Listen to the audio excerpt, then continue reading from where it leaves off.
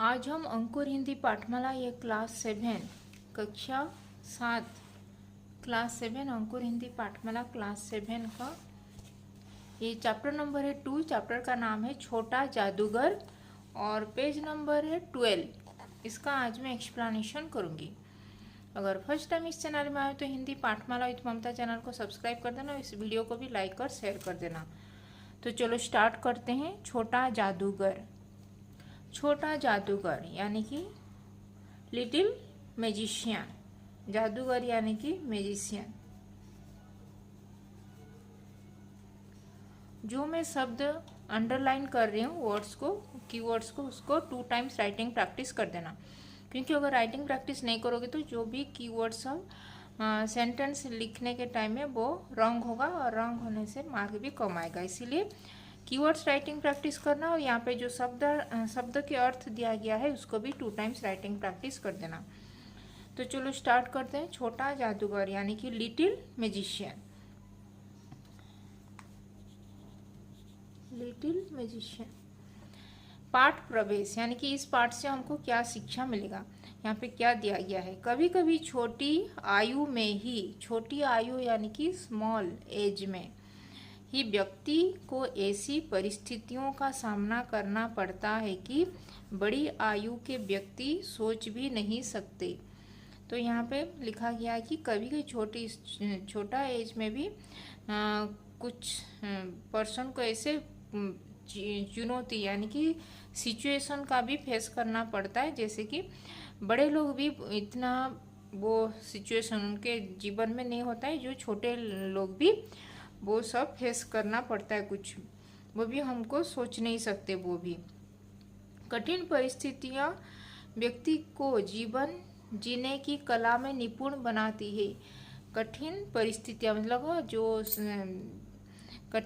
Situation, जो बहुत ही कठिन सिचुएशन के टाइम में, हार्ड सिचुएशन के टाइम में जब भी व्यक्ति को अपने जीवन जीने की कला में निपुण बना देती है, उस टाइम में उसको, जो छोटा आयु में जिसको जितने सारी कठिन परिस्थितियां उसको फेस करना पड़ता है, वो उसी टाइम से ही उसको वो जीवन जीने की वो असली कला उसको पड़ जाता है। उसी छोटे एज से ही उसको पता चल जाता है सब कैसे जीवन जीने की कला। परिश्रम और साहस का सहारा जो व्यक्ति लेता है वही भाग्य से जीत पाता है।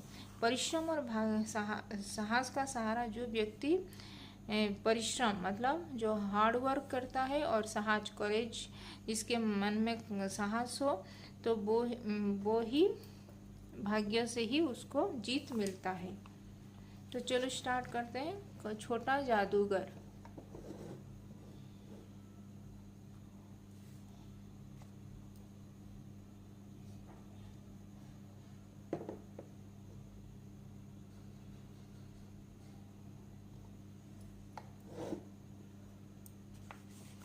छोटा जादूगर। कार्निवल के मैदान में बिजली जगमगा रही थी। कार्निवल, जो यहाँ पे जो कार्निवल हो रहा है वहाँ पे बिजली यानी कि बिजली वहाँ पे जगमगा रही थी।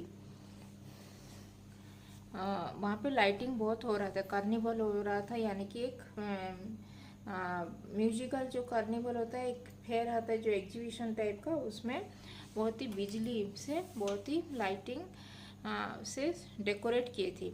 हंसी और विनोद का कलनाद गूंज रहा था। वहाँ पे चारों ओर लाउड म्यूजिक चल रहा, तो इसीलिए सब लोग हंसी खुशी में एंजॉयमेंट कर रहे थे। मैं खड़ा था उस छोटे कुहारे के पास। जो लेखक यहाँ पे जो लिखे हुए हैं वो लिखे हैं कि मैं एक छोटे फुहारे मतलब एक जो ये छोटे फुहारे मतलब जो छोटे बच्चे लोग जो बैठ के घूमते हैं, एक जो ये मतलब जो खेलने का, वहाँ पे वो खड़े हुए थे और वहाँ पे एक लड़का चुपचाप शरबत पीने वालों को देख रहा था। वहाँ पे एक छोटा सा लड़का आया और वो वहाँ पे सब लोग को ये शरबत, वो सबको ये पानी पी रहे, शरबत वो जूस पी रहे थे, देख रहा था सबको। उसके गले में फटे कुर्ते के ऊपर एक मोटी सी सूत की रस्सी पड़ी थी। उसके गले में एक, जो लड़का का गले में नेक में वो एक छोटा सा रस्सी, वैसे वो थ्रेड जैसे पहनते हैं वैसे एक थ्रेड रस्सी जैसा वो उसके गले में पकड़ के वो पहना हुआ था। और जेब में कुछ ताश के पत्ते थे और कुछ उसके ताश के पत्ते यानी कि कार्ड्स वो लेके पकड़ा था उसके। यहाँ पे जो अंडरलाइन कर रहे हैं उसको 2 टाइम्स राइटिंग प्रैक्टिस कर देना।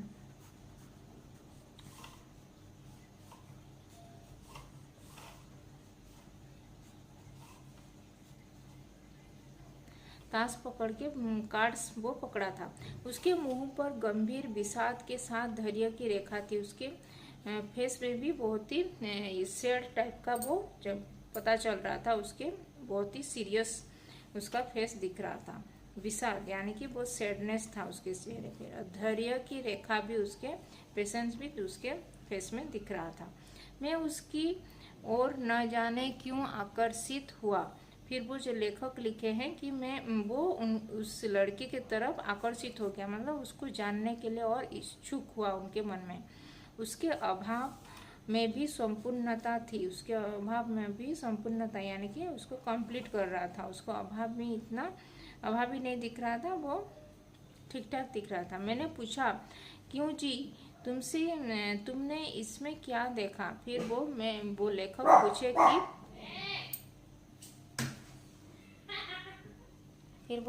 पूछे कि वो यहाँ पे तुम आए हो, जो एग्जीबिशन यहाँ पे जो कार्निवल हो रहा है, तो यहाँ पे आके तुमने क्या देखा है अभी तक, बोल के वो पूछे वो लड़के को, जो वहाँ पे खड़ा हुआ था। एक फटे पुराने कुर्ता पहना था और एक मोटी सी सूत वाला रस्सी वो उसके गले में पकड़ के वो पहना हुआ था। मैंने सब देखा है। फिर वो बोला कि मैंने सब कुछ देख लिया है। यहाँ चूड़ी फेंकते हैं, यहाँ पे जो रिंग्स फेंकते हैं उसको बोल रहा है चूड़ी फेंकते हैं। खिलौने पर निशाने लगाते हैं और जो टॉय होता है वहाँ पे टॉय पे रिंग फेंकते हैं और जो भी निशाना उसका लगता है और उसको वो नंबर उसको मिलता है और उसी में वो कुछ गिफ्ट उनको मिलता है प्राइज के हिसाब से। वो बोल रहा है तीर से नंबर छेदते हैं। वो एरो जो होता है एरो से वो नंबर जो भी लगा हुआ है उसको नंबर को ये टच करते हैं, मतलब वो उसमें टारगेट करते हैं, छेदते हैं यानी कि टारगेट करते हैं। मुझे तो खिलौने पर निशाना लगाना अच्छा मालूम हुआ। मुझे तो वो जो खिलौना है टॉयज में उसको टारगेट करके लगाना बहुत ही मालूम हुआ था, अच्छा लग रहा था मुझे। जादूगर तो बिल्कुल निकम्मा है। और वो जो जहाँ पे जादूगर जो मैजिशियन है वो तो बहुत ही निकम्मा यानी कि बिना काम का, उसको कुछ भी पता नहीं है, इतना है उसका काम अच्छा नहीं लगा मुझे, बोल के वो बोल रहा है। जो छोटा लड़का वहाँ पे जो फटे पुराने कुर्ते में पहना हुआ था, उसके गले में जो रस्सी लगा हुआ था, सूत वाला एक रस्सी पकड़ के वो खड़ा हुआ था, जो वो लड़का, वो लेखक यानी कि जो बोल रहे यहाँ पे जो कैरेक्टर है उसको बोला, उससे अच्छा तो ताश का खेल में ही दिखा सकता हूँ। तो उससे अच्छा मैजिशियन जो दिखा रहा था करता, वो उससे तो अच्छा है कि मैं अपना कार्ड का गेम में दिखा सकता हूँ। उसने बड़ी निडरता से कहा। उसने बहुत ही निडर यानी कि बहुत ही बिना डर के, निडर यानी कि बिना डरे हुए वो बोला। उसकी वाणी में कहीं रुकावट न थी। उसकी वाणी जो वॉइस में, उसके वाणी यानी कि वॉइस में कुछ भी बहुत ही वो डर नहीं था, वो कॉन्फिडेंटली वो बोला। मैंने पूछा, और उस पर्दे में क्या है? फिर वो जो लेखक वो पूछे वो लड़के को कि वो जो पर्दा गिरा है उसके अंदर क्या है? वहाँ तुम गए थे? वो फिर वो पूछे कि तुम वहाँ पे पर्दे के पीछे वो गए थे क्या? क्या हुआ है पर्दे के पीछे? नहीं, वहाँ मैं नहीं जा सका, टिकट लगता है। फिर वो बोला कि नहीं, मैं वहाँ वो फ्री नहीं है, मैं वहाँ पे पेड़ है तो मैं वो टिकट लगता है, टिकट के लिए मेरे पास पैसा नहीं है तो मैं नहीं जा पाया, बोल के वो बोला। मैंने कहा तो चलो मैं वहाँ पर तुम्हें ले चलूँ। फिर वो लेखक बोले वो लड़के को कि चलो, नहीं गए तो मेरे साथ चलो, मैं तुम्हारा टिकट मैं कटवा दूंगा, बोल के वो बोले। उसने कहा, वहाँ जाकर क्या कीजिएगा? चलिए निशाना लगाया जाए। फिर वो बोला कि वहाँ जाके क्या करेंगे, वो पर्दे के पीछे चलिए यहाँ पे जो निशाना लगा रहे हैं, निशाना यानी कि टारगेट जो कर रहे हैं ना, वहाँ पे चल के वो खेलते हैं बोल के वो बोला लेखक को वो लड़का। मैंने सहमत होकर कहा तो फिर चलो पहले शरबत पी लिया जाए। उसने सहमति में सिर हिला दिया। फिर वो लेखक बोले वो लड़के को चलो तो पहले शरबत यानी कि जो वहाँ पे जो शरबत वो ड्रिंक्स जूस मिल रहा था, वहाँ पे पहले शरबत पीते हैं, जूस पीते हैं, फिर वो वहाँ पे जाके वो टारगेट जो निशाना है वो उसमें खेलेंगे बोल के वो लड़के को बोले जो लेखक। उसने सहमति से उसने हाँ में हाँ मिलाया वो लेखक की बातों पर। तो यहाँ पे कुछ शब्दों की अर्थ दिया गया है। निकम्मा, निकम्मा यानी कि जो काम बिना काम का, जो काम नहीं करता उसको बोलते हैं निकम्मा। बाणी, बाणी यानी कि वॉइस, जो स्वर होता है, आवाज होता है, उसको बोलते हैं बाणी, वॉइस, टोन होता है जो। ये था पेज नंबर 12 का एक्सप्लेनेशन। अभी पेज नंबर 13 का एक्सप्लेनेशन करेंगे। ये रहा पेज नंबर 13। मनुष्यों की भीड़ से जाड़े की संध्या भी वहाँ गर्म हो रही थी। मनुष्यों का जो भीड़ वहाँ पे, मनुष्य लोग मतलब बहुत ही लोगों से खचा पड़ा था वो कार्निवल, इसीलिए वहाँ पे इतना ठंड के मौसम में भी वहाँ पे इतने बहुत सारे भीड़ के वजह से वो गर्मी हो गया था उस वातावरण में। तो गर्म यानी कि गर्मी लग रहा था, संध्या यानी कि इवनिंग। हम दोनों शरबत पीकर निशाना लगाने चले। फिर वो दोनों लेखक और वो लड़का दोनों मिलके वो ये शरबत पी लिए और वो लोग निशाना लगाने के लिए गए। राह में ही उससे पूछा तुम्हारे और कौन है। फिर वो पूछे उस लड़के को तुम्हारे घर में और कौन कौन है बोल के। वो बोला माँ और बाबूजी। फिर वो बोला मेरी मम्मी और मेरे बाबूजी यानी कि वो उसके पिताजी। उन्होंने तुमको यहाँ आने के लिए मना नहीं किया। फिर वो लोग तुमको यहाँ पे अकेले छोड़ दिए क्या, तुम अकेले यहाँ पे आए हो क्या बोल के वो लेखक उसको पूछे वो लड़के को, जो फटे पुराने ड्रेस में जो खड़ा हुआ था, उसके जो गले में एक सूत वाला रस्सी जो पकड़ के वो खड़ा हुआ था वहाँ पे। तो वो लड़का बोला बाबूजी जेल में है। फिर वो लड़का बोला मेरे पिताजी जेल गए हैं। क्यों? देश के लिए, वह गर्व से बोला। फिर वो बोला मेरे पिताजी देश के लिए गए हैं, स्वाधीनता संग्रामी यानी कि फ्रीडम फाइटर है, इसीलिए वो गर्व से वो प्राउडली वो बोला वो लड़के वो लेखक को। और तुम्हारी माँ और वो तुम्हारी मम्मी क्या कर रही है, वो क्यों अकेले कैसे भेज दी बोल के पूछे। वह बीमार है, वो मेरी माँ बहुत ही बीमार है, उसको फीवर हुआ है बोल के वो बोला।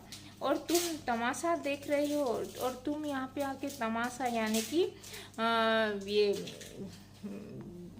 यहाँ पे जो कार्निवल में गेम खेल रहे हैं सब लोग, यहाँ पे आके तुम एंजॉयमेंट करने के लिए यहाँ पे आए हो क्या बोल के वो पूछी।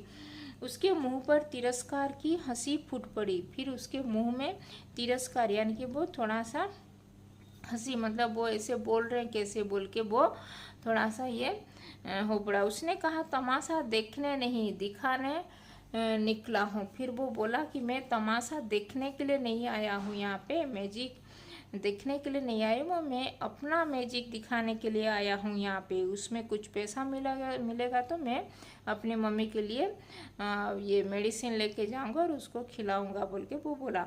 कुछ पैसे ले जाऊँगा तो मैं माँ को पथ्य दूंगा, तो फिर मुझे जो मैं मैजिक दिखाऊंगा तो उसमें कुछ पैसा मिलेगा तो मैं अपनी मम्मी के लिए पथ्य यानी कि मेडिसिन लेके दूंगा, तो उसका जो फीवर हुआ है वो छोड़ जाएगा बोल के वो बोला।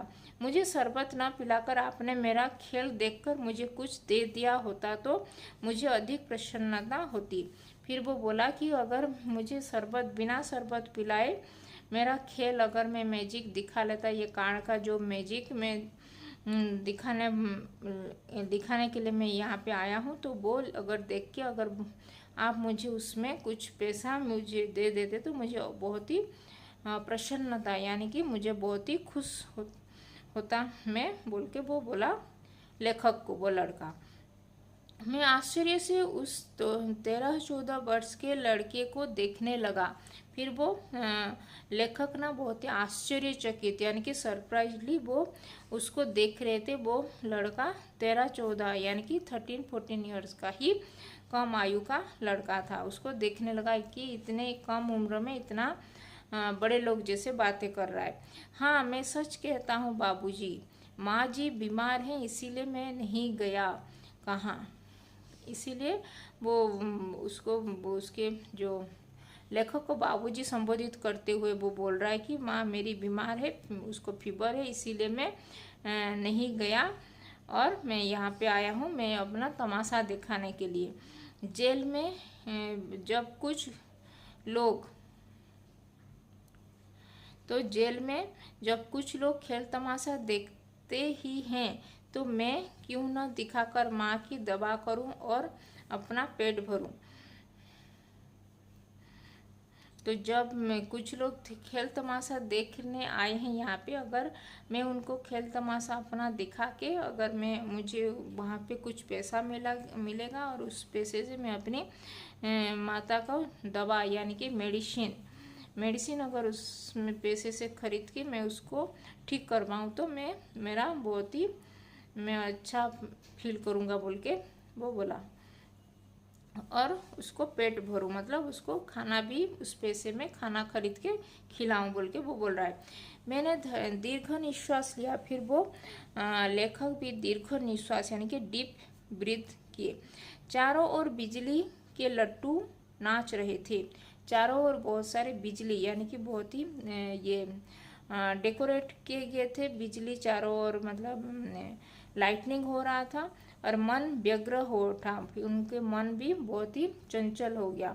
मैंने उससे कहा अच्छा चलो निशाना लगाया जाए। फिर वो बोले कि चलो निशाना लगाते हैं, वो टारगेट में जो गेम है उसमें चलते हैं और खेलते हैं। हम दोनों उस जगह पर पहुंचे जहां खिलौने के गेंद से गिराया जाता था। फिर वो लोग जहाँ पे जो रिंग डालकर वो टॉय को निशाना लगता था और जो भी टॉयज में जो वो डाल पाता था उसको कुछ गिफ्ट मिलता था। ऐसे जो था उसमें वो खेलने के लिए चले गए। मैंने 12 टिकट खरीदकर उस लड़के को दे दिए।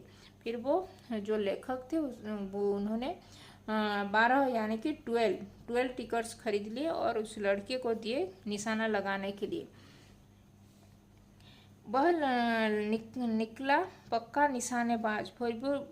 फिर वो लड़का भी बहुत ही पक्का निशानेबाज यानी कि बहुत ही अच्छा टारगेट वो करके सभी में वो रिंग में उसका डाल दिया। वो जो रिंग डाल रहा था वो टॉयज में उसकी कोई गेंद खाली नहीं गई। फिर वो सभी में एक भी वो फेल नहीं हुआ, सभी में वो निशाना उसका सही लग गया।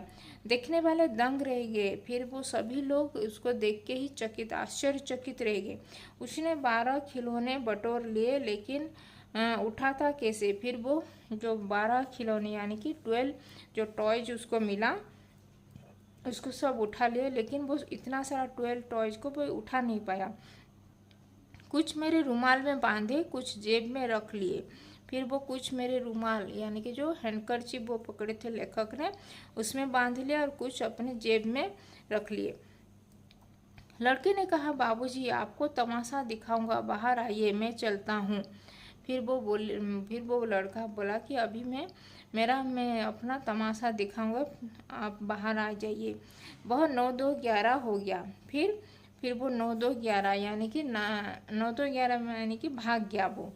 मैंने मन ही मन कहा इतनी जल्दी आंखें बदल गई। फिर इतनी जल्दी वो उसकी आंखें क्या बदल गया, इतना उसको मिल गया इतना टॉयज बोल के वो पकड़ के चला गया बोल के वो सोचने लगी। फिर अभी पेज नंबर 14 का भी एक्सप्लेनेशन करेंगे। Page number 14। मैं घूमकर पान की दुकान पर आ गया। फिर वो जो लेखक थे वो घूम फिर के वो पान की दुकान पर मतलब जो बेटल शॉप होता है पान खाते हैं उसकी दुकान पर आ गए। पान खाकर बड़े देर तक इधर उधर टहलता देखता रहा। झूले के पास लोगों को लोगों का ऊपर नीचे आना देखने लगा। फिर झूले के पास भी जाके वो लोग इधर उधर हो रहे थे, वो देखने लगे।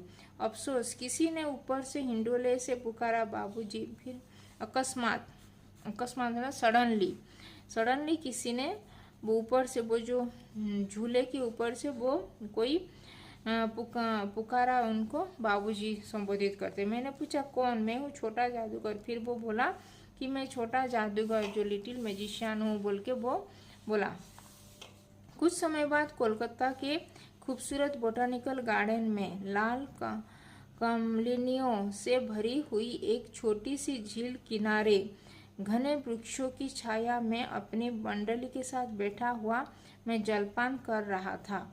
फिर कुछ समय बाद, कुछ दिनों के बाद, वो कोलकाता के जो बोटानिकल गार्डन है वहाँ पे वो लाल कमलिनियो मतलब जो रेड लोटस, वहाँ पे एक बोटानिकल गार्डन में रेड लोटस वहाँ पे एक पॉन्ड में भरा हुआ था, खिला हुआ था, वहाँ पे ब्लॉसम कर रहा था। तो वहाँ पे एक झील के किनारे वो एक घने वृक्ष, यानी कि वो एक वृक्ष, बड़ा सा वृक्ष था, उसके छाया यानी कि उसके शेडो के नीचे वो अपनी मंडली मतलब उनके जो फ्रेंड सर्कल थे उनके साथ बैठ के वहाँ पे जलपान यानी कि कुछ ये खाना खा रहे थे, ऐसे टिफिन ले रहे थे, ऐसे खाना। बातें हो रही थी, मतलब वो लोग गसिप कर रहे थे। इतने में वही छोटा जादूगर दिखाई पड़ा। फिर उस टाइम में वो छोटा जादूगर जो लिटिल मैजिशियन था वहाँ पे वो दिखाई पड़ा, हाथ में 4 खाने की खादी का झोला। फिर उसके हाथ में एक खादी का झोला यानी कि ये एक बैग, झोला यानी कि एक बैग पकड़ के, कॉटन बैग पकड़ के वो जा रहा था। साफ कपड़े पहने हुए, सिर पर रुमाल सूत की रस्सी से बंधा हुआ था। फिर वो जो एक साफ कपड़ा पहना हुआ था और सिर पर मतलब उसके हेड में एक रुमाल यानी कि हैंडकरचीफ पहना हुआ था, जो पहन के बांधा हुआ था, जो हैंडकरचीफ को बांधते हैं उसके हेड के ऊपर वो बंधा हुआ हैंडकरचीफ बंधा हुआ था। मस्तानी चाल से झूमता हुआ आकर कहने लगा। फिर वो जो मस्तानी चाल में मतलब थोड़ा ये चाल में उसका थोड़ा ये था, मस्तानी अंदाज में थोड़ा ये झूम झाम के वो आ रहा था और उनको बोलने लगा, बाबूजी नमस्ते। फिर वो उसके जो लेखक को बाबूजी संबोधित करते हुए उनको नमस्ते किया। और आज कहिए तो क्या खेल दिखाऊं? आज बोलेंगे तो खेल में दिखाऊंगा मैं अपना कर्तव्य जो मैजिक। नहीं जी, अभी हम लोग जलपान कर रहे हैं। फिर वो सब लोग बोले कि नहीं, अभी हम लोग यहाँ पे गसिप कर रहे हैं, खान पान कर रहे हैं बोल के। फिर इसके बाद क्या गाना बजाना होगा बाबूजी? फिर क्या इसके बाद गाना बजाना यानी कि म्यूजिक, कुछ डांस वांस होगा क्या बोल के वो पूछने लगा वो बाबूजी, मतलब वो जो लेखक को। नहीं जी, तुमको क्रोध से मैं कुछ और कहने जा रहा था कि तभी श्रीमती जी ने कहा, दिखलाओ जी, तुम तो अच्छे आए। फिर नहीं जी, वो थोड़ा उसको रोकने के लिए कर रहे थे, लेकिन वहाँ पे एक श्रीमती जी, एक लेडीज उनको बोले कि वो लड़के को तुम दिखाओ जो भी दिखाना है, भला कुछ मन तो बहले, तो कुछ हमारा जो मन तो बहलेगा, तुम दिखाओ तुम अपना गेम जो भी मैजिक। मैं चुप हो गया क्योंकि श्रीमती जी का वाणी में माँ की सी वह मिठास थी, क्योंकि वो श्रीमती जी की वाणी में माँ जैसे वो मिठास था, इसीलिए वो रुक गए। जिसके सामने किसी भी लड़के को रोका नहीं जा सकता, इसीलिए किसी भी सामने में वो लड़के को रोका नहीं जाता, क्योंकि वो इतना प्यार से वो बोल रहा था, मैं दिखाऊंगा क्या बोल के। वो उसने खेल आरंभ किया। फिर वो स्टार्ट किया अपना मैजिक दिखाने के लिए। उस दिन के सब खिलौने उसके खेल में अपना अभिनय करने लगे। फिर उस दिन सब खिलौने उसके खेल में अपना अभिनय मतलब एक्टिंग करने लगे। उसके खिलौने में सब खिलौना था वो पकड़ के घूम रहा था। जो भालू मनाने लगा, फिर भालू उसके टॉय, एक बेर का टॉय था वो मनाने लगा। बिल्ली रूठने लगी, बिल्ली थोड़ा रूठने लगी। फिर भालू उसको मनाने लगा। बंदर भी घुड़कने लगा। बंदर यानी कि जो ये मंकी टॉय उसको घुड़कने लगा। गुड़िया का ब्याह हुआ। जो गुड़िया उसके पास था उसका ब्याह यानी कि मैरिज हुआ। गुड्डा बर कहना निकला। गुड्डा उसका जो उसका ये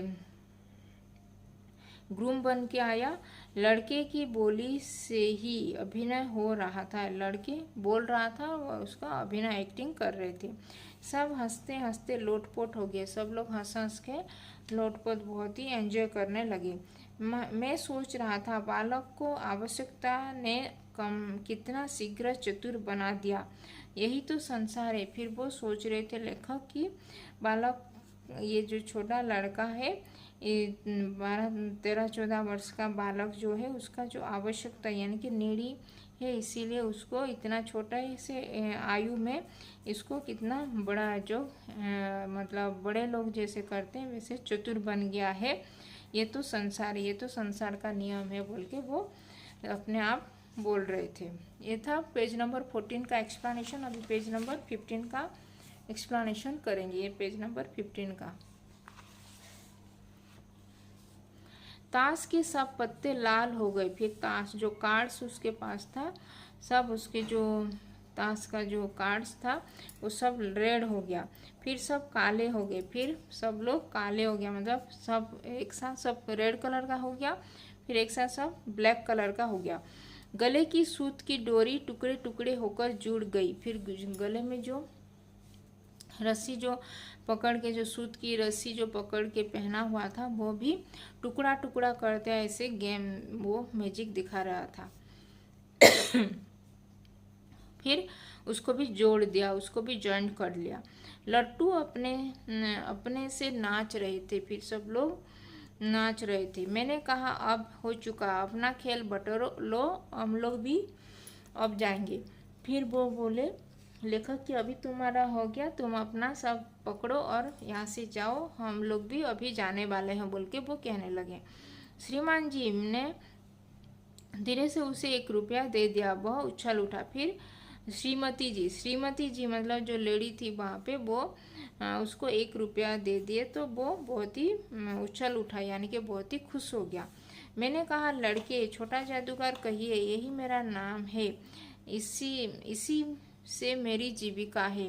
तो मुझे मेरा नाम छोटा जादूगर, तो छोटा जादूगर कह के ही मुझे संबोधित कीजिए, यही मेरी जीविका है। जीविका यानी कि ये मेरा प्रोफेशन है।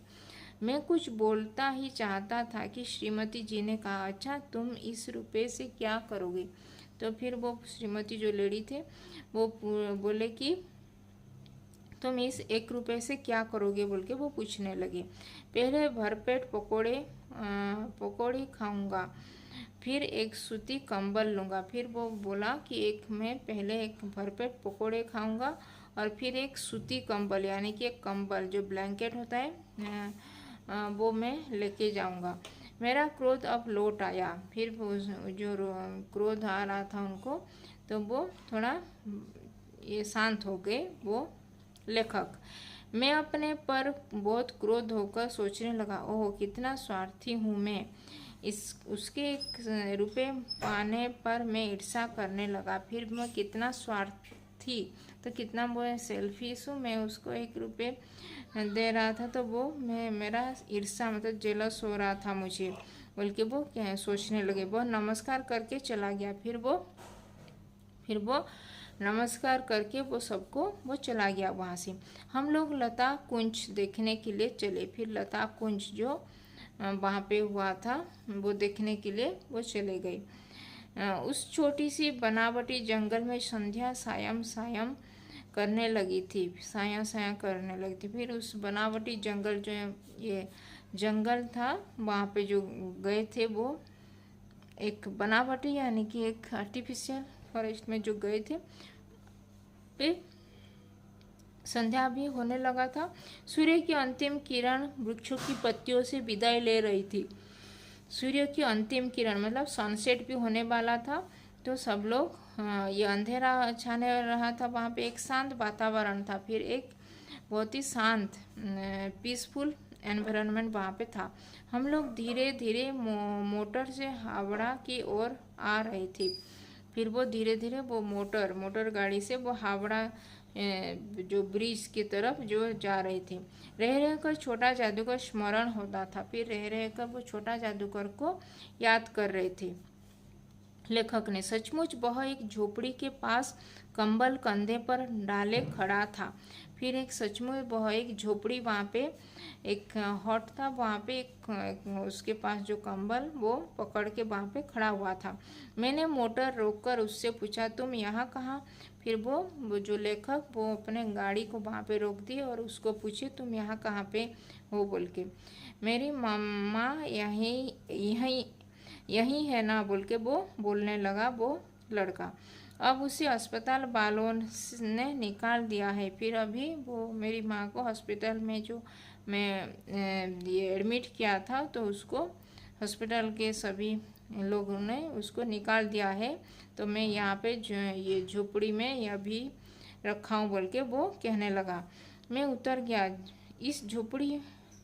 उस झोपड़ी में देखा तो एक स्त्री चिथड़ों से लदी हुई कांप रही थी। फिर वो उस झोपड़ी के पीछे अंदर देखने झांके तो एक स्त्री यानी कि एक लेडी एक औरत ने वहाँ पे चिथड़ों से लदी हुई कांप रही थी, मतलब उसको बहुत ही ठंड के मारे वो कांप रही थी। छोटे जादूगर ने कंबल ऊपर से डालकर उसके शरीर से चिपटते हुए कहा, माँ। मेरी आंखों से आंसू निकल पड़े। फिर वो छोटा जादूगर जो कंबल लेके आया था वो एक पैसा जो उसको मिला तो उस 1 रुपये में वो कंबल लेके जो आया था तो वो उसके मम्मी के ऊपर ये ढांक दिया। तो उसकी जो मम्मी को ठंड के मारे कांप रही थी तो उसके ऊपर शरीर में उसको डाल दिया और वो बोला माँ बोल के। फिर वो जो लेखक थे, लेखक की आंखों से भी आंसू निकल पड़े ये सब दृश्य देख के। फिर बड़े दिन की छुट्टी बीत चली थी। फिर बड़े दिन की छुट्टी बीत चली थी, मतलब बड़े दिन यानी कि जो क्रिसमस हॉलीडे होता है वो छुट्टी भी चला गया था। मुझे अपने ऑफिस में समय से पहुंचना था। फिर वो जो लेखक को अपने ऑफिस ठीक टाइम में पहुंचना था। कोलकाता से मन ऊब गया था। फिर कोलकाता से भी उनका मन ऊब गया था तो इसीलिए वो जाने वाले थे दूसरे जगह। फिर भी चलते चलते एक बार उस उद्यान को देखने की इच्छा हुई। फिर वो ये कोलकाता को छोड़ने वाले थे तो तभी वो उनका इच्छा हुआ कि एक उद्यान जो जहाँ पे जो गए थे वो जो लड़का वहाँ पे जो अपना मैजिक दिखाया था तो उस उद्यान में यानी कि पार्क में वो देखने के लिए उनको मन हुआ तो वो वहाँ पे चल पड़े। साथ ही साथ जादूगर भी दिखाई पड़ जाता तो और भी अच्छा होगा बोल के वो सोच रहे थे। मैं उस दिन अकेले ही चल पड़ा। जल्द लौट आना था इसीलिए वो अकेले ही गए थे और जल्दी ही उनको लौट के आना था। 10 बज चुका था। फिर 10 o'clock भी हो गया था। मैंने देखा कि उस निर्मल धूप में सड़क के किनारे कपड़े पर छोटा जादूगर का रंगमंच सजा था।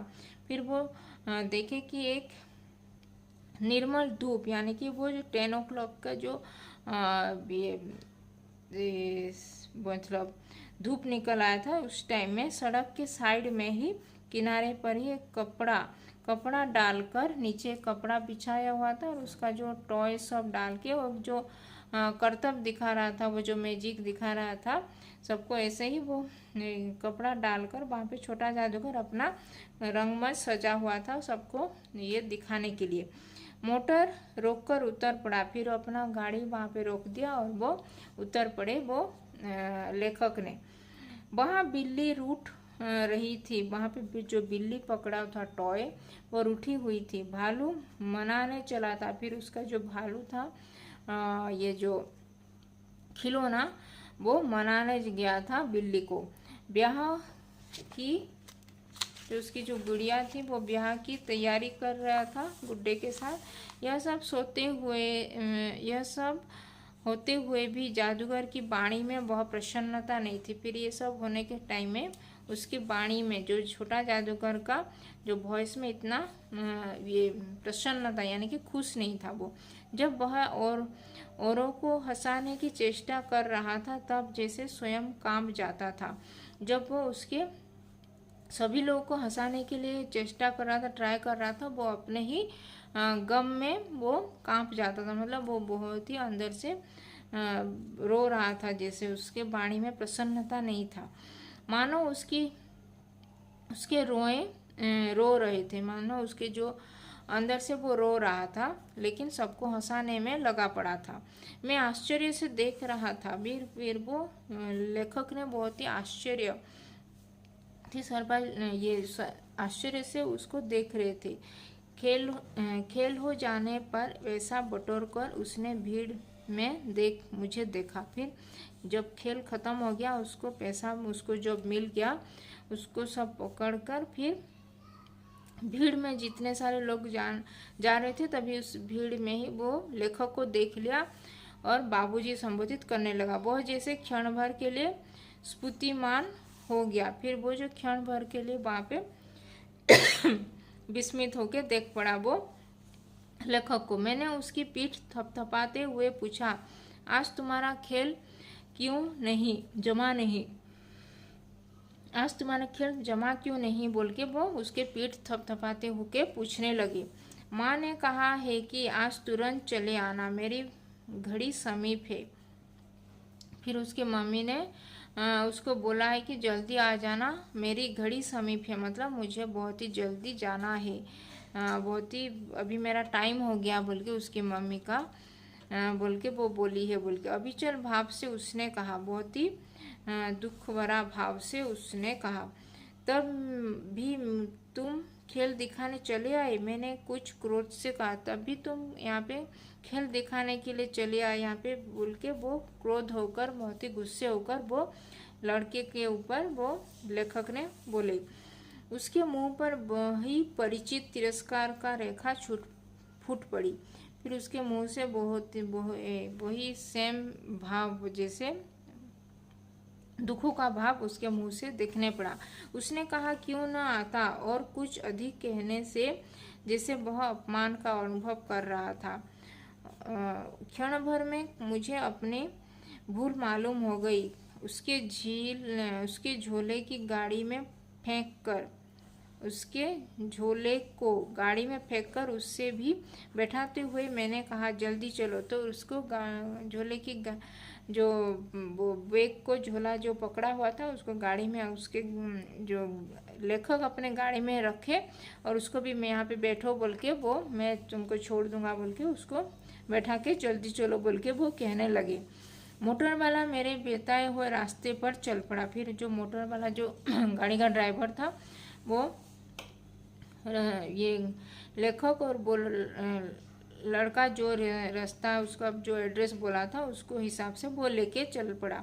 कुछ ही मिनटों में झोपड़े के पास पहुंचा। कुछ ही टाइम में वो अपने जो झोपड़ी था वहाँ पे वो जो लड़का रह रहा था उसकी माँ के साथ वहाँ पे पहुँच गया वो लड़का और लेखक वो गाड़ी वाला के साथ। जादूगर दौड़कर झोपड़े में माँ माँ पुकारते हुए घुसा। फिर जादूगर वो झोपड़े में अपनी माँ को माँ माँ पुकारते हुए घुसा। मैं भी पीछे था। फिर वो लेखक भी उसके पीछे गए, किंतु स्त्री के मुंह से बे निकल कर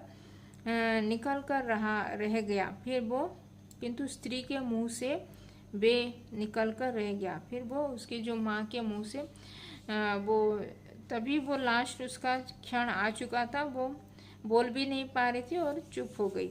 उसके दुर्बल हाथ उठकर गिर गए। फिर उसके जो उसकी मम्मी का जो दुर्बल हाथ, मतलब वो जो ये मर गई थी इसीलिए ऐसे उठकर भी ऐसे नीचे गिर पड़ा। जादूगर उससे लिपट रो रहा था। फिर मैं स्तंभ था। फिर जादूगर उसकी माँ की जो मर गई थी वहाँ पे वो उसको लिपट के वो रो रहा था और वो लेखक वहाँ पे स्तब्ध हो गए थे। स्तब्ध यानी कि वो कुछ भी बोल नहीं पा रहे थे, ऐसे खड़े होके देखने लगे। उस उज्जवल धूप में समग्र संसार जैसे जादू सा मेरे चारों ओर नृत्य करने लगा। उस उज्जवल धूप में मतलब होती धूप खिला हुआ था उस टाइम में सनी डे जैसे, और समग्र संसार पूरा होल वर्ल्ड जैसे वो जादू सा उनके चारों ओर डांस करने लग रहा था, जिससे उनको मालूम हो रहा था। तो ये था जयशंकर प्रसाद जी का रचित जयशंकर प्रसाद जी का रचित ये छोटा जादूगर। छोटा जादूगर जयशंकर प्रसाद जी, उनके ये छोटा जादूगर के लेखक हैं जयशंकर प्रसाद। तो जयशंकर प्रसाद के द्वारा रचित छोटा जादूगर का आज मैं explanation page number 12, 13, 14, 15, 16, 12 to 16 page का आज मैं एक्सप्लेनेशन की। तो आज हम अंकुर हिंदी पाठमाला क्लास 7 का ये छोटा Jadugar page number chapter number 2 छोटा Jadugar page number 12 to page number 16 तक का आज मैं एक्सप्लेनेशन की। तो इसमें अगर कुछ डाउट है तो कमेंट में लिख सकते हो, और अभी तक चैनल को सब्सक्राइब नहीं किया तो हिंदी पाठमाला विथ ममता चैनल को सब्सक्राइब कर देना, और इस वीडियो को भी लाइक और शेयर कर देना। तो धन्यवाद, थैंक यू।